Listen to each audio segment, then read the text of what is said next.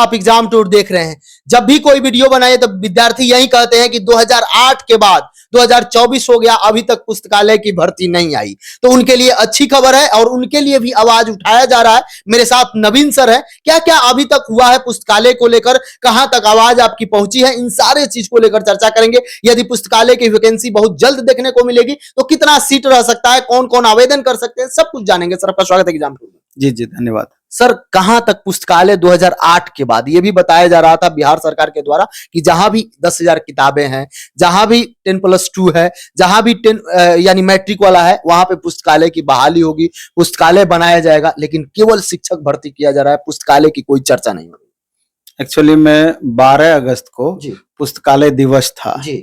और उस दिन एक विकास चंद्र हैं जो कि लगातार लाइब्रेरियन के लिए आवाज उठाते रहे हैं, लाइब्रेरियन एसोसिएशन के अध्यक्ष हैं। तो उन्हीं के अध्यक्षता में 12 अगस्त को पुस्तकालय दिवस के दिन एक बड़ा सा मीटिंग रखा गया था। उसमें विधानसभा के अध्यक्ष भी आए थे और कई गणमान्य नेता लोग भी आए थे।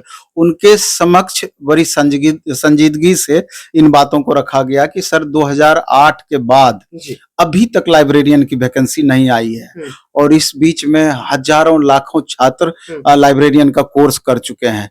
क्या सर इनके साथ जाति नहीं हो रही है? इतने दिन तक अब भी लगातार छात्र लगातार वेट कर रहे हैं, ये डिग्री लेकर के वेट कर रहे हैं।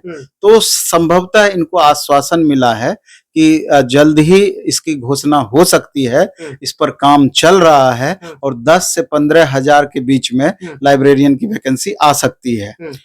और इस पर आप 100% कंफर्म भी कैसे हो सकते हैं? इसके पहले भी कई सारी मीटिंगें हुई है, लेकिन ये है चूंकि विधानसभा का आगे चुनाव होना है, इसी लेकर के थोड़ा विश्वास ज्यादा होता है कि मे भी इलेक्शन के कारण ही सही हो सकता है कि वैकेंसी आ जाए। और इसके पहले भी देखे होंगे कि माननीय मुख्यमंत्री जी या संबंधित विभाग कई बार ऐसी बातें निकल करके आ चुकी है कि 8,000 वैकेंसी आएगी, 10,000 वैकेंसी आएगी, कभी भी वैकेंसी आ सकती है वगैरह वगैरह।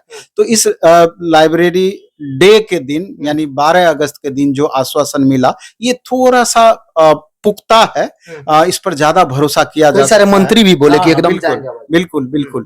तो चूंकि आश्वासन बेहतर तरीके से मिला है, तो अब देखना है कि ये चीज कितने दिनों में अमल हो पाती है। सर विधानसभा जब चल रहा था, सत्र चल रहा था, तो कई सारे नेता संदीप सौरभ हुए, कई सारे विधायक इस बात को उठाए थे कि शिक्षक भर्ती हो जा रहा है लेकिन लाइब्रेरियन की बहाली नहीं होने से कुछ नहीं होगा। जब तक लाइब्रेरियन की बहाली नहीं होगी तो बोला शिक्षा मंत्री बताया कि नहीं बहुत जल्दी इस पर काम चल रहा है, लेकिन हमेशा ये चलता है। सर दो मुद्दे अभी, एक तो ये हो गया कि जैसा आप बताए लगातार बीच बीच में इस तरह की आवाजें उठती रही है।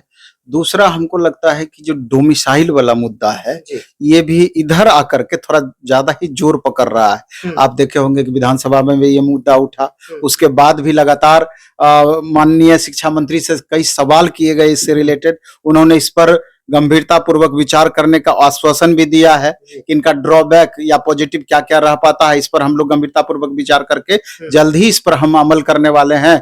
इसके रिगार्डिंग तो ये एक अलग इशू हो सकता है। ये दोनों मुद्दे, एक लाइब्रेरियन की वैकेंसी का, एक डोमिसाइल का, आगे आने वाले दिनों में भी इसको लेकर के उतार चढ़ाव आपको देखने को मिलेगा। सर लास्ट प्रश्न होगा, चूंकि लाइब्रेरियन की भर्ती दी जाएगी तो के पाठक जब सर थे, बहुत सारे लोग एप्लीकेशन लेकर गए, विकास चंद्र भी उसमें शामिल थे, तो उस समय उन्होंने कहा था कि स्टेट करेंगे। बिल्कुल बिल्कुल, इसी बात पर हम आ रहे थे कि जिस समय माननीय के पाठक सर थे तो उन्होंने इस बात को लेकर के अवगत कराया था कि लाइब्रेरियन की वैकेंसी से पहले हम एक एस्टेट यानी टेट लेंगे, जैसे अन्य टीचर के लिए लिया जाता है उसी तरीके से लाइब्रेरियन के लिए स्पेशल टेट निकाला जाएगा और उसमें जो बच्चे पास करेंगे उन्हीं को लाइब्रेरियन का फॉर्म भरने का मौका मिलेगा। यानी कि अभी एक तरीके से 2 स्टेप आपका है। पहला स्टेप में अब आ गया कि कब ये टेट निकलेगी, दूसरा स्टेप में ये बातें आएगी कि टेट निकलने के बाद वैकेंसी कब दी जाती है। तो अब हमको लगता है कि ज्यादा विलंब नहीं होना चाहिए। जिस तरीके से दिया गया है कि ये एस्टेट की वैकेंसी पुनः आ सकती है, मे बी कि आपको सितंबर वगैरह में, तो हो सकता है कि उस एस्टेट के साथ में ये वाला लाइब्रेरियन वाला टेट का भी वैकेंसी आपको देखने को मिले।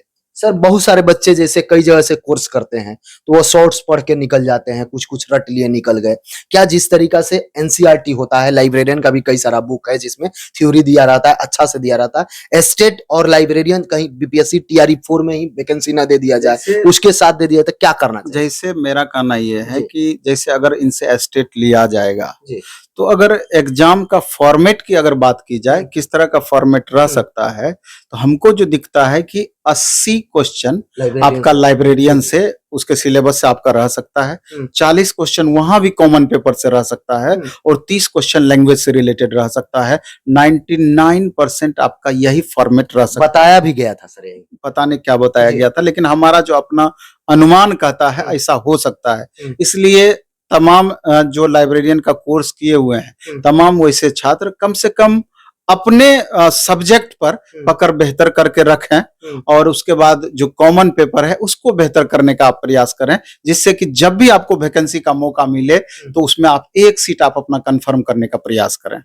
अभी जवाहर विद्यालय जो होता है, जवाहर नेहरू करके जो विद्यालय है, उसमें भी लाइब्रेरियन की भर्ती आई थी 384 पद पर, सेम सिलेबस सर था केंद्र सरकार का जो होता है, तो इसमें भी वही लागू हो सकता है?